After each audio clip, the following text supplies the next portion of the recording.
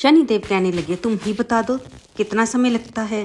तो ब्राह्मण देवता बोले, मुझे आप 1.25 पहर के लग जाओ। तो शनिदेव बोले कि ठीक है। तो ब्राह्मण जाकर नदी के किनारे बैठ गए कि यहीं पर बैठकर 1.25 पहर पूजा करता रहूँगा। तो दोस्तों, स्वागत है आपका अपने ही यूट्यूब चैनल कलयुग के चमत्कार संतों की वाणी में। आज मार्गशीर्ष मास के कृष्ण पक्ष का पहला शनिवार है, षष्ठी तिथि है। शनिवार का दिन भगवान शनिदेव को समर्पित है। अपनी कुंडली से शनि दोष दूर करने के लिए आप इस दिन शनिदेव की प्रतिमा पर सरसों का तेल चढ़ाकर सिंदूर चढ़ाएं। उनके सामने सरसों के तेल का दीपक जलाना चाहिए। शनिदेव भगवान की पूजा सुबह सूर्य उदय होने से पहले और शाम को सूर्यास्त के बाद की जाती है। अगर इस दिन व्रत भी रखें तो सोने पे सुहागा। पूरे श्रद्धा भाव से शनिदेव की पूजा आराधना करने पर शनिदेव प्रसन्न होकर हमारे जीवन में आने वाली सभी मुश्किलों को दूर कर देते हैं। कहते हैं जिस व्यक्ति पर शनिदेव का आशीर्वाद होता है उसके काम अपने आप ही बनते चले जाते हैं। लेकिन वहीं दूसरी तरफ अगर उनकी क्रूर दृष्टि किसी पर पड़ जाए तो राजा भी रंक बन जाता है, और अगर वे मेहरबान हो जाए तो रंक भी राजा बन जाता है। आप सभी की मंगल कामना के साथ ही हम सुनते हैं आज की कथाएं। सबसे पहले सुनेंगे गणेश जी भगवान की कहानी। तो बोलिए गणेश गजानन की जय हो। एक नगर में एक बुढ़िया माई रहती थी जो रोजाना मिट्टी के गणेश की पूजा किया करती। रोजाना मिट्टी का गणेश बनाती, पूजा करती, लेकिन शाम तक वो गणेश जी ढल जाते, गल जाते। वह चाहती थी उसके पास पत्थर के गणेश जी हों। तो उसके घर के पास ही सेठ जी का घर बन रहा था। तो वह वहाँ मिस्त्री के पास जाकर बोली, भैया मुझे पत्थर के गणेश बना दो। तब मिस्त्री ने कहा कि जब तक मैं तुम्हारे पत्थर के गणेश बनाऊंगा तब तक तो मेरी ये दीवार बन जाएगी, मैं नहीं बनाऊंगा। इधर बुढ़िया माई जब जाने लगी तो उसने मन ही मन बोला, भगवान करे तेरी दीवार टेढ़ी हो जाए। अब मिस्त्री दिन में जितनी बार दीवार बनाता वह टेढ़ी बनती और उसे फिर तोड़नी पड़ती। शाम को सेठ जी आए तो वो ये देखकर कि आज कोई भी काम नहीं हुआ है, वे गुस्से से मिस्त्री पर चिल्लाए। तब मिस्त्री ने कहा कि मैं दीवार बनाने की कोशिश करता हूँ लेकिन वो टेढ़ी हो जाती है। तो उसने साथ में ये भी बताया कि आज एक बुढ़िया माई आई थी जो कहती थी मेरे पत्थर के गणेश बना दो। मैंने नहीं बनाए तो वो जाते जाते ये कह गई कि भगवान करे तेरी दीवार टेढ़ी हो जाए। तब से मैं दीवार बनाता हूँ, ये टेढ़ी बनती है, इसलिए आज कोई काम नहीं हो पाया। तब सेठ जी ने उस बुढ़िया माई को बुलाने को कहा। बुढ़िया माई को बुलाया गया तो बुढ़िया माई को सेठ जी ने कहा कि माँ जी आप आशीर्वाद दो, मेरा मकान जल्दी से पूरा हो जाए, मैं आपके लिए पत्थर के क्या सोने के गणेश जी बनवा दूंगा। ये सुनकर बुढ़िया माई बहुत प्रसन्न हुई। उसने सेठ जी को आशीर्वाद दिया और कहा कि हे गणपति जी, इसका घर जल्दी बन जाए। अब उसका कहना था कि सेठ जी ने देखा जब मिस्त्री ने दोबारा दीवार बनाई वो टेढ़ी नहीं थी, बिल्कुल सीधी थी। अब वह गणेश जी का चमत्कार देखकर मिस्त्री और मजदूर सभी सेठ जी के साथ गणेश जी की जय जयकार करने लगी और सेठ जी ने जैसा कहा था वैसा ही किया। बुढ़िया माई को सोने के गणेश बनाकर दे दिए। अब वह भी सेठ जी को ढेरों दुआएं देने लगी। उस दिन से सेठ भी गणेश जी का पक्का भगत बन गया। वह रोजाना सबसे पहले स्नान करने के बाद गणेश जी की पूजा करके ही अन्य कोई काम करता था। तो गणेश जी के आशीर्वाद से सेठ जी की दिन दुगनी रात चुगनी व्यापार में तरक्की होने लगी। तो बोलिए गणेश गजानन भगवान की जय हो। आज शनिवार, षष्ठी तिथि। आज हम सुनेंगे शनि महाराज की कहानी। बोलिए शनिदेव भगवान की जय हो। एक समय एक ब्राह्मण पूजा पाठ करने जा रहा था। रास्ते में उसे शनि महाराज मिले। तो ब्राह्मण देव शनिदेव से पूछने लगे, आप कहाँ जा रहे हो? तो शनि महाराज बोले, मैं तो राजा के लगने को जा रहा हूँ। तो ब्राह्मण ने कहा कि आप राजा के लगोगे तो सारी प्रजा दुखी हो जाएगी, इसलिए आप ऐसा करो मुझे लग जाओ। तो शनि महाराज कहने लगे, मैं 7.5 साल तक लगूंगा। तो ब्राह्मण ने कहा नहीं। तो शनि महाराज बोले 5 साल। तो भी ब्राह्मण ने कहा कि ये तो बहुत ज़्यादा है। तब शनिदेव बोले 2.5 साल। तो ब्राह्मण बोले ये तो बहुत ज़्यादा है।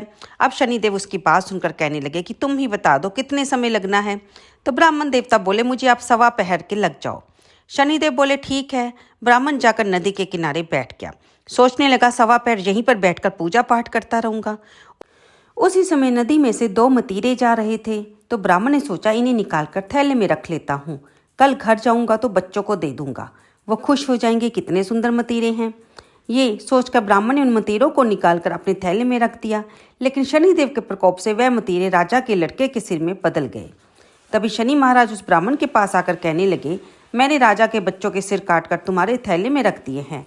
तो ये देखकर ब्राह्मण देवता घबरा गए और कहने लगे कि महाराज, आप किसी से मत कहना कि मुझे सवा पहर की दशा लगी है, फिर सब कुछ ठीक हो जाएगा। तो शनिदेव वहाँ से चले गए। रास्ते में उन्हें एक व्यक्ति मिला, उससे कह दिया और बोला कि तुम किसी को मत बताना। आगे चले तो दो व्यक्ति और मिले, उन्हें बता दिया कि नदी के किनारे एक ब्राह्मण बैठा है, उसके थैले में राजा के लड़का का सिर कटे हुए हैं। तो वे दोनों भागे भागे राजमहल गए, राजा को बता दिया। राजा ने अपने सैनिकों को भेजकर पकड़वाया और कहा सीधे इसे सूली पर चढ़ा दो।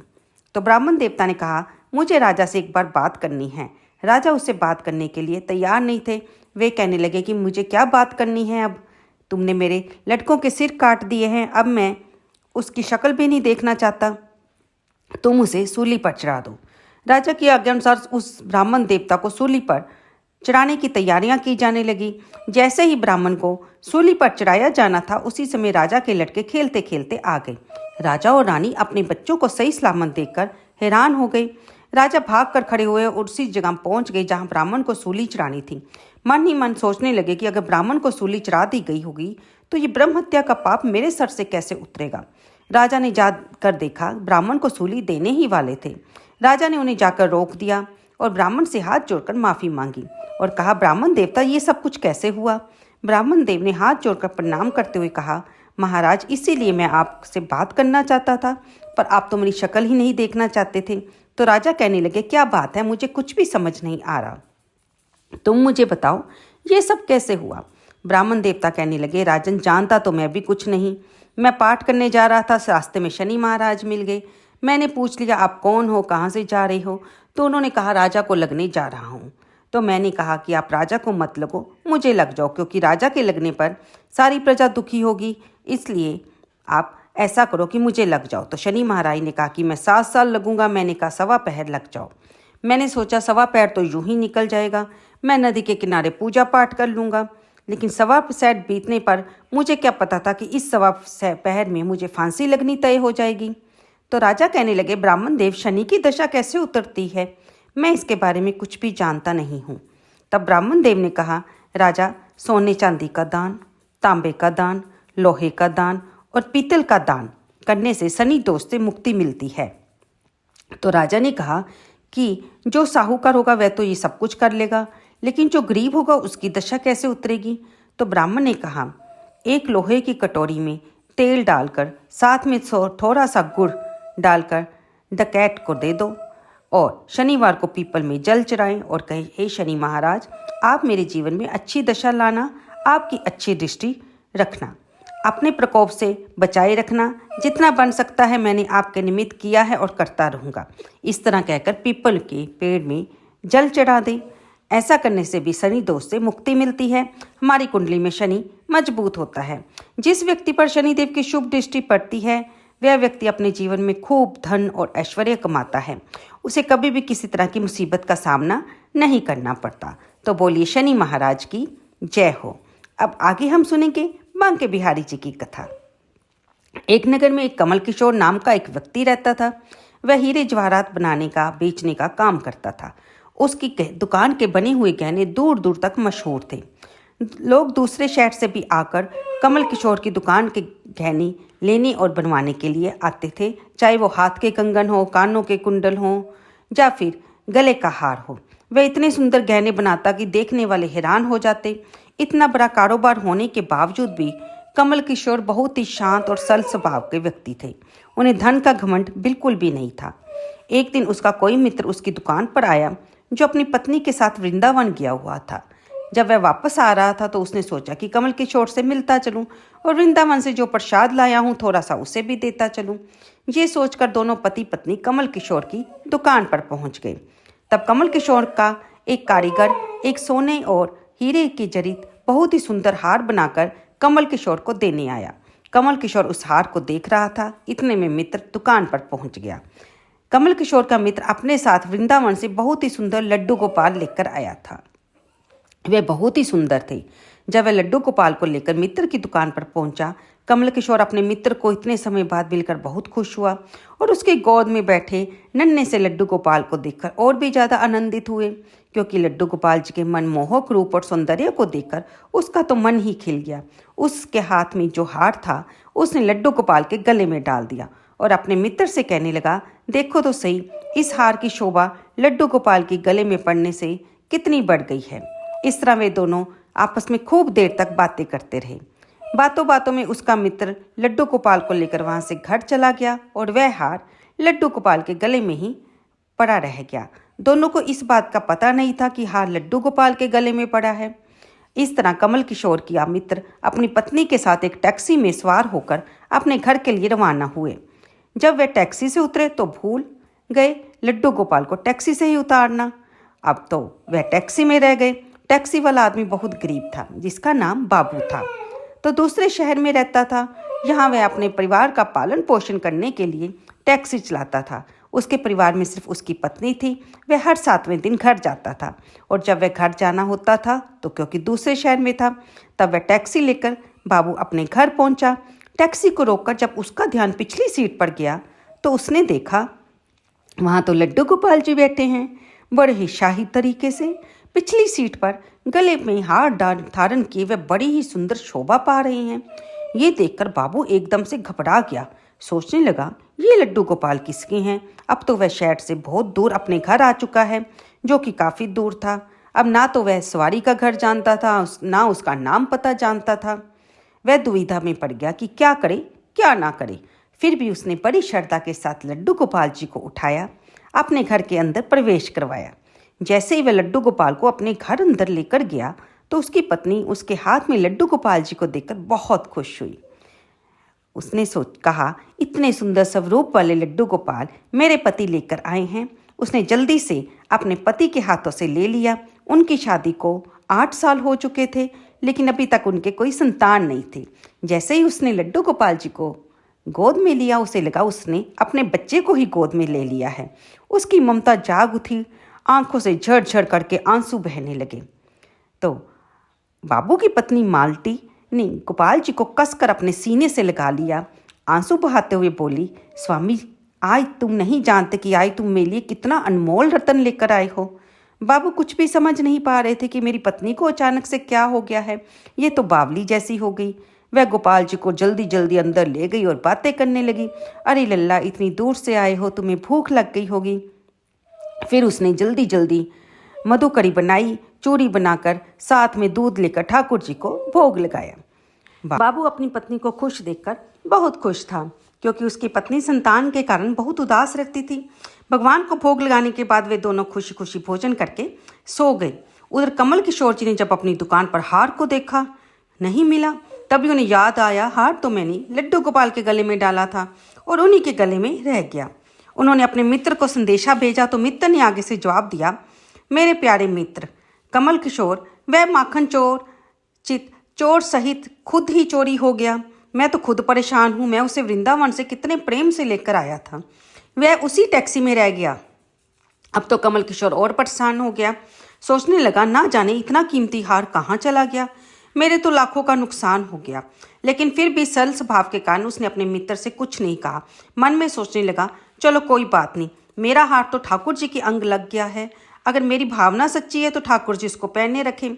उधर बाबू और उसकी पत्नी मालती दिन रात ठाकुर जी की सेवा करते उसे अपने बेटे के समान ही मानते थे। उन पर लड्डू गोपाल जी की कृपा हुई। मालती के घर एक बहुत ही सुंदर बेटी ने जन्म लिया। वे दोनों पति पत्नी बहुत खुश हुए। तो उन्होंने कहा कि ये तो सब लड्डू गोपाल का चमत्कार है। अब हमारे यहाँ एक बेटा और एक बेटी है। अब तो हमारा परिवार पूरा हो गया। मालती लड्डू गोपाल जी को इतना स्नेह करती थी कि रात में उठ उठ कर देखती थी कि लड्डू गोपाल जी को कोई कष्ट तो नहीं है। उनके खाने पीने से लेकर सोने तक खूब ध्यान रखती थी। रात में उन्हें चद्दर उड़ाती, कहीं सर्दी ना लग जाए, गर्मी में पंखा झलती। इसी तरह समय बीतता जा रहा था। एक दिन कमल किशोर व्यापार के सिलसिले में उसी शहर में जाना पड़ा जहां बाबू रहते थे। लेकिन जब कमल किशोर उस शहर में पहुंचे तो अचानक इतनी तेज बारिश हुई कि कमल किशोर को जहां पहुंचना था वहां वह पहुंच नहीं पाए। बस स्टैंड पर खड़े बारिश के रुकने का इंतजार कर रहे थे। तभी वहां पर बाबू अपनी टैक्सी लेकर आया। उसने परेशान कमल किशोर को पूछा, बाबूजी आप यहाँ क्यों खड़े हैं? बारिश तो रुकने वाली नहीं है, पूरे शहर में पानी भरा हुआ है, आप अपनी मंजिल तक नहीं पहुंच पाओगे। अगर आप रुकना चाहते हैं तो मेरा घर पास ही में है, अगर चाहो तो मेरे साथ चलो। कमल किशोर जी के पास सोने और हीरे के काफ़ी गहने थे। अनजान टैक्सी वाले के साथ चलने के लिए घबरा रहे थे। उनके पास कोई चारा भी नहीं था। बारिश रुकने का नाम नहीं ले रही थी और भी ज़्यादा तेज हो रही थी। तब वह टैक्सी वाले बाबू के साथ बैठकर उसके घर पर चले गए। बाबू ने मालती को आवाज़ लगाई, आज हमारे घर मेहमान आए हैं, उनके लिए खाना बनाओ। कमल किशोर देखने लगे कि बाबू का घर तो छोटा सा है लेकिन बहुत ही सुंदर सजा हुआ है। घर में एक बहुत ही सुंदर इत्र की खुशबू आ रही थी जो हृदय को आनंदित कर रही है। थोड़ी देर बाद मालती ने भोजन तैयार कर लिया। जैसे ही उनको भोजन परोसा तो कमल किशोर को उसमें अमृत जैसा स्वाद आया। भोजन करते करते कमल किशोर का ध्यान बार बार उसी दिशा की तरफ जा रहा था जहां पर ठाकुर जी विराजमान थे। वहां पर उनको एक अजीब तरह का प्रकाश नजर आ रहा था। तो हार कर कमल किशोर ने बाबू से पूछा, अगर आपको इतराज ना हो तो मैं आपसे एक बात पूछ सकता हूँ? बाबू ने कहा, जरूर पूछिए, आप क्या पूछना चाहते हैं? कमल किशोर कहने लगे कि आपकी उस दिशा में क्या रखा है? मेरा ध्यान बार बार उसी की तरफ आकर्षित हो रहा है। तो बाबू और मालती एक दूसरे की तरफ मुस्कुराते हुए कहने लगे, वहाँ पर तो हमारे घर के सबसे अहम सदस्य लड्डू गोपाल जी विराजमान हैं।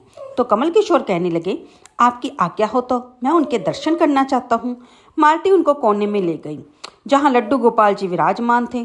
कमल किशोर जी लड्डू गोपाल जी को और उनके गले में पड़े हार को देखकर एकदम से हैरान हो गए। कहने लगे, ये तो वही लड्डू गोपाल है, ये हार भी वही है जो मैंने अपने मित्र के लड्डू गोपाल जी के गले में डाला था। तो कमल किशोर जी ने बड़ी नम्रता से पूछा, आप इस लड्डू गोपाल को कहाँ से लेकर आए हैं? तो बाबू, जिसके मन में कोई छल कपट नहीं था, उसने झट से कमल किशोर जी को सारी बात बता दी कि कैसे उसको सौभाग्य से लड्डू गोपाल जी मिले और उनके घर आने से हमारा दुर्भाग्य कैसे सौभाग्य में बदल गया।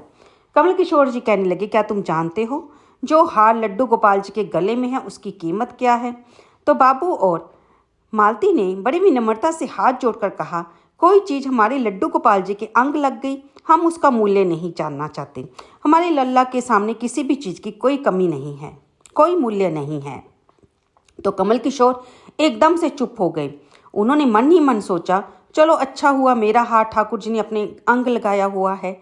फिर वे लड्डू गोपाल जी को प्रणाम करके सो गए। अगले दिन सुबह जब वे चलने को तैयार हुए तो बाबू उनको टैक्सी में बिठाकर उनकी मंजिल तक पहुंचाने गया जहां उन्हें जाना था। वे वहां पहुंच गए। टैक्सी से उतरकर जाने को लगे तो बाबू ने आवाज़ दी, बाबूजी जरा रुको, आपका कोई सामान हमारी टैक्सी में रह गया है। लेकिन कमल किशोर ने कहा, मेरा तो कोई सामान नहीं रखा था। तो बाबू ने कहा, ये देखो बैग है, आपका ही तो है। कमल किशोर ने उस बैग को खोल कर देखा तो उसमें बहुत सारे पैसे थे। कमल किशोर एकदम से हैरान हो गए क्योंकि वे उतने ही पैसे थे जितनी उस हार की कीमत थी। कमल किशोर की आंखों में आंसू आ गए। सोचने लगे, जब तक मैंने निश्चल भाव से ठाकुर जी को वह हार धारण करवाया था तब तक तो उन्होंने पहने रखा, और जब आज मैंने बाबू और मालती से उस हार की कीमत पूछी तो मेरा अभिमान तोड़ने के लिए ठाकुर जी ने मुझे पैसे दे दिए हैं। तो वह ठाकुर जी से माफ़ी मांगने लगे और कहा, लेकिन अब क्या हो सकता था? हमारे अंदर ऐसे भाव होने चाहिए कि जिसमें अहंकार ना हो, विनम्रता होनी चाहिए, क्योंकि हमारे अंदर अहंकार ना हो, हम सच्ची श्रद्धा अगर रखते हैं, भगवान भी हमें कभी परेशान नहीं होने देते। चाहे कमल किशोर ने बाबू और मालती से उस हार की कीमत पूछ ली, उसके मन में भी शायद यही होगा कि ये हार मैंने मुफ्त में लड्डू गोपाल को पहना दिया। लेकिन ये कभी नहीं होता, क्योंकि जो चीज़ हमारे हाथ से भगवान के निमित्त हो जाती है, भगवान किसी न किसी रूप में उसकी कीमत चुका देते हैं। हमारे व्यापार में अचानक से लाभ होता है, हमारा कोई भी कार्य हो वह तरक्की करने लगता है, ये सब भगवान की माया है। इसलिए अगर हमने जानबूझकर भी गोपाल जी को कुछ चढ़ाया है या अनजाने में चढ़ा दिया है, उस बारे में हमें कभी किसी से जिक्र नहीं करना चाहिए, क्योंकि हमारे पास जो कुछ है वह सब भगवान का ही तो दिया हुआ है।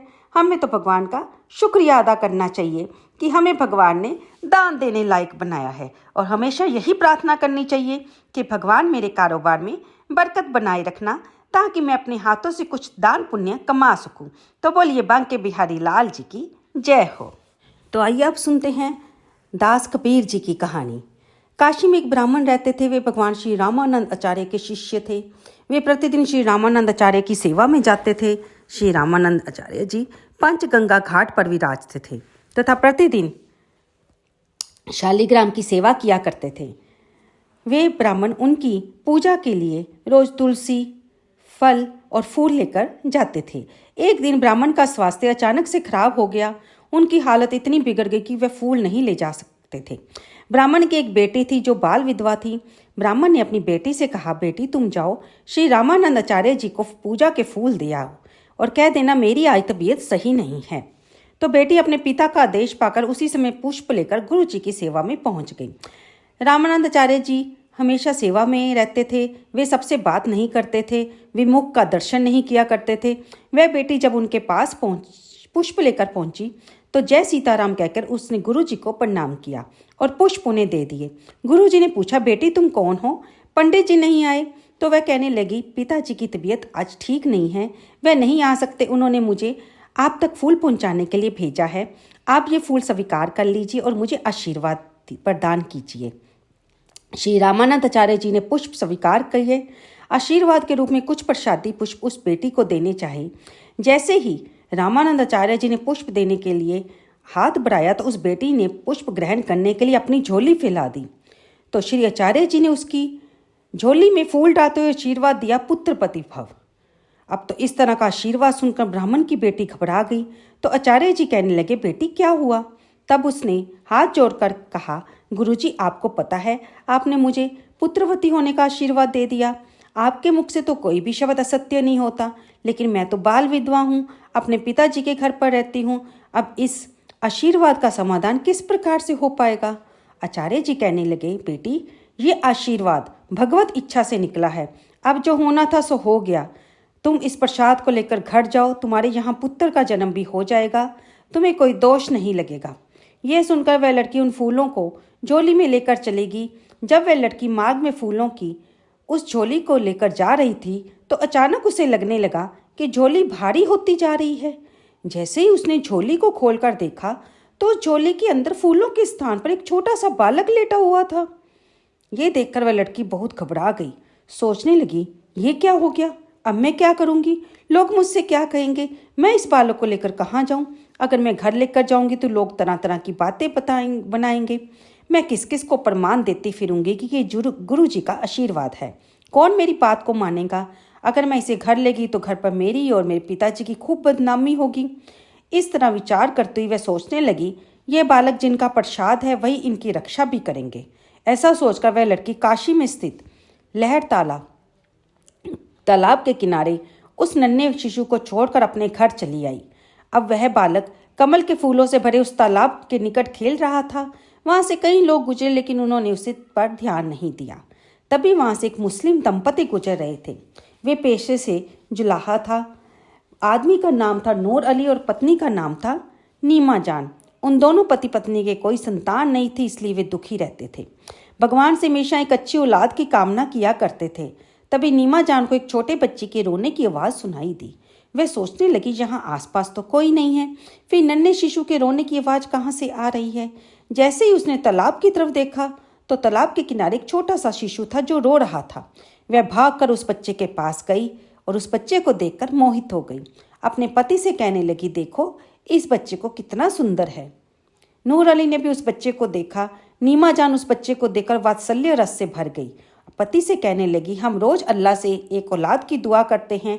अगर आप कहें तो मैं इस बच्चे को घर ले चलूं, इसे मैं अपनी औलाद की तरह पालूंगी। नूर अली ने सब तरफ देखा, उसे कोई नजर नहीं आया।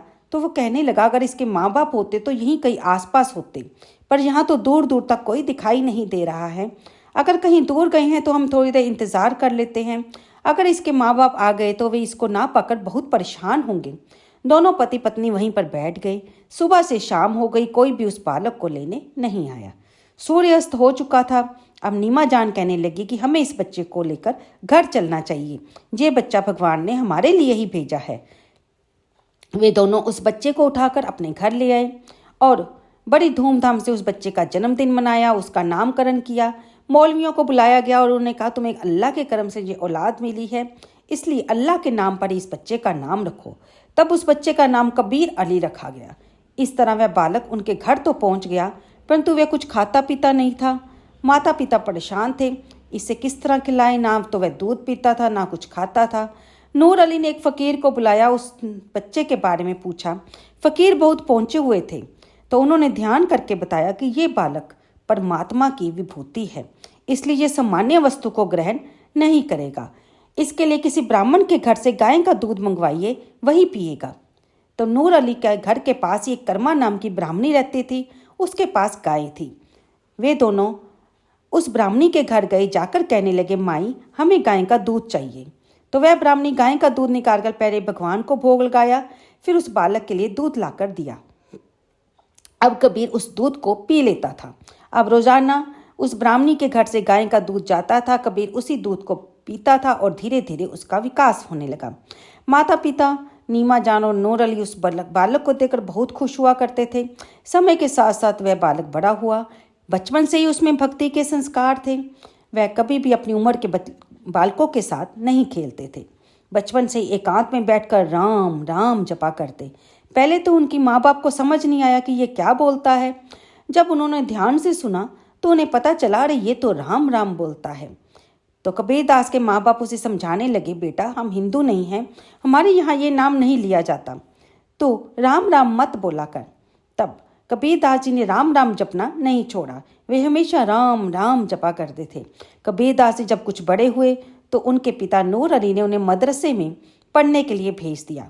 मदरसे में उन्हें उर्दू और इस्लाम की शिक्षा दी जाने लगी, परंतु कबीरदास की इनमें रुचि नहीं थी।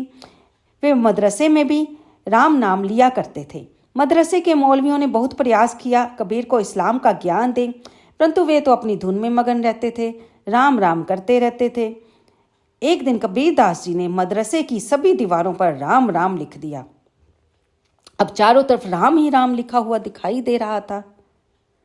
जब वहाँ के मौलवी ने ये देखा तो वह कबीरदास को घर ले आया और छोड़ दिया।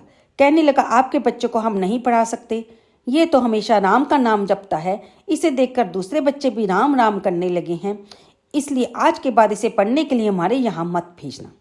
कबीर के पिताजी नूर अली ने मौलवी को खूब समझाया, हमारे बच्चे को शिक्षा दो, पर मौलवी नहीं माने।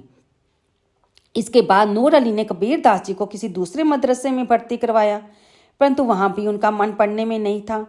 वे हमेशा राम नाम ही जपा करते थे। कबीरदास जी कहते थे, राम नाम में सभी शास्त्रों का ज्ञान है, इसलिए मुझे कहीं पर भी जाने की जरूरत नहीं है, मेरे तो बस राम नाम ही काफ़ी है। अब तो उनकी ये हालत देखकर जहाँ जहाँ नूर अली और नीमा जान उन्हें पढ़ाने के लिए मदरसे में भेजते, सभी मदरसों में उन्हें पढ़ाने से मना कर दिया गया। अंत में कबीरदास जी की माँ नीमा जान ने कहा, अगर ये नहीं पढ़ना चाहता तो इसे कोई काम में लगा दो। नूर अली जो स्वयं जुलाहा थे, उन्होंने कबीरदास को अपने साथ कपड़े बुनने का काम सिखाने लगे। कबीरदास जी ये सीखने लगे।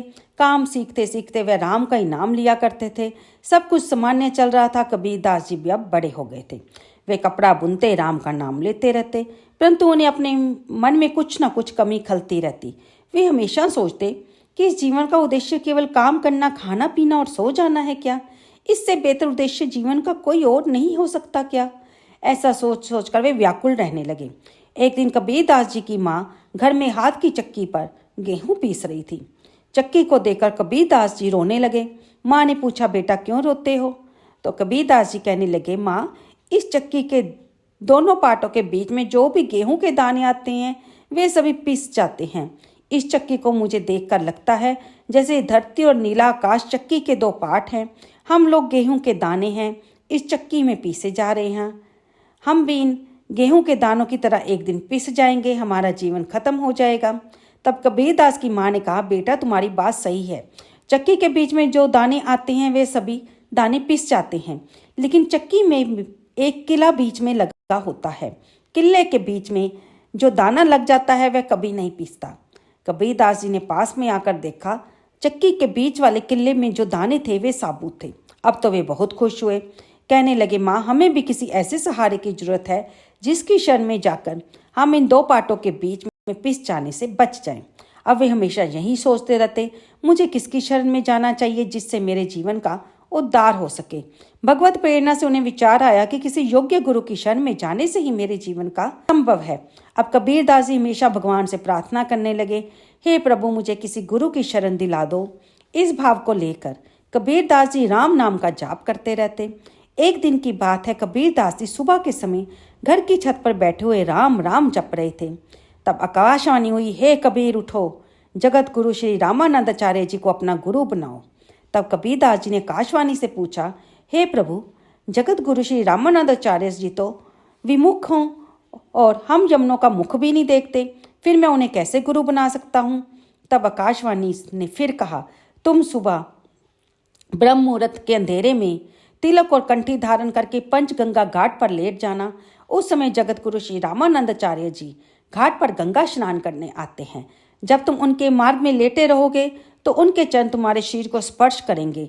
उस समय उनके मुख से जो भी शब्द निकले उसे ही तुम गुरु मंत्र मानकर स्वीकार कर लेना। यह कहकर आकाशवाणी शांत हो गई।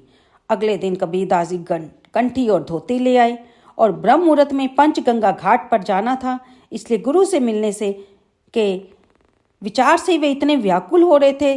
तो उन्होंने सोचा, अगले दिन सुबह अगर मेरी नींद ना खुली तो मेरा गुरुजी से मिलना कैसे होगा। ऐसा करता हूँ, अभी जाकर लेट जाता हूँ। उसी रात कोई कंठी और तिलक धोती धारण करके वे पंचगंगा घाट पर जाकर लेट गए। गुरुजी के आने का इंतजार करने लगे। अगले दिन सुबह ब्रह्म मुहूर्त में श्री रामानंदाचार्य जी घाट पर स्नान करने आए तो उनके मार्ग में कबीरदास जी मुंह के बल घाट की सीढ़ियों पर लेटे थे। अंधेरे में श्री रामानंदाचार्य जी का पैर कबीर जी की पीठ पर लग गया। अचानक पीठ पर पैर पड़ते ही कबीरदास जी की चीख निकल गई। रामानंदाचार्य जी अंधेरे की वजह से देख नहीं पाए कि उन्होंने किसी के ऊपर पैर रख दिया है। चीख सुनते ही रामानंदाचार्य के मुख से निकला, बेटा राम राम बोल। ये शब्द सुनते ही कबीरदास जी खुशी से झूम उठे। वे उस स्थान से उठकर तुरंत अपने घर की ओर दौड़ पड़े। वे मार्ग में सभी से कहते जा रहे थे, आज मुझे श्री रामानंदाचार्य जी ने अपना शिष्य बना लिया है। कबीरदास का हृदय आनंद से भर गया। जब वे घर पहुंचे, उनके माता पिता उठ चुके कबीरदास को देखकर माँ नीमा जान रुक चौंक गई। कहने लगी, बेटा तूने ये कंठी तिलक और धोती क्यों पहन रखी है, कहाँ जाकर आया है। तो वे कहने लगे, माँ मैं पंचगंगा घाट पर गया था, वहाँ पर मैंने जगत गुरु श्री रामानंदाचार्य जी से दीक्षा ग्रहण की है। उनके आदेश अनुसार आज से मैं कंठी तिलक धारण करके राम का नाम लिया करूँगा।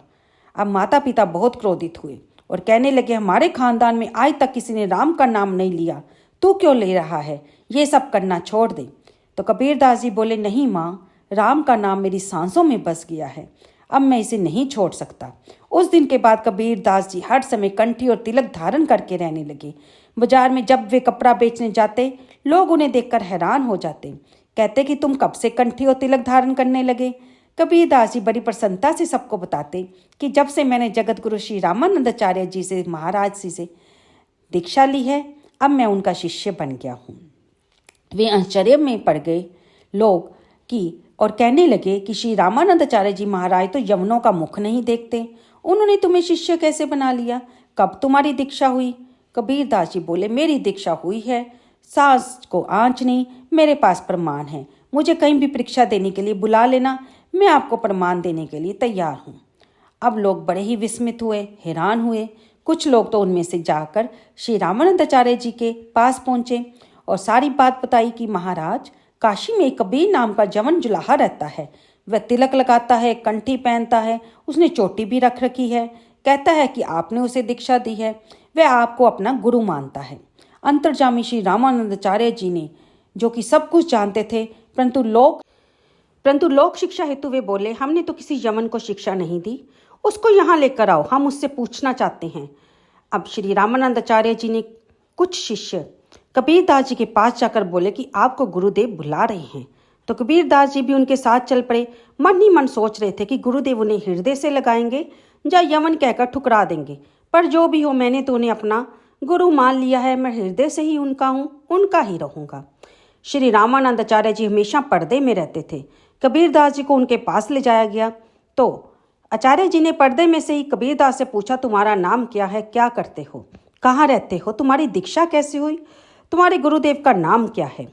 तब कबीरदास जी ने हाथ जोड़कर प्रणाम किया, कहा, मेरा नाम कबीर है, मैं यहीं काशी नगरी में निवास करता हूँ, मैं एक जुलाहा हूँ, कपड़े बुनने का काम करता हूँ।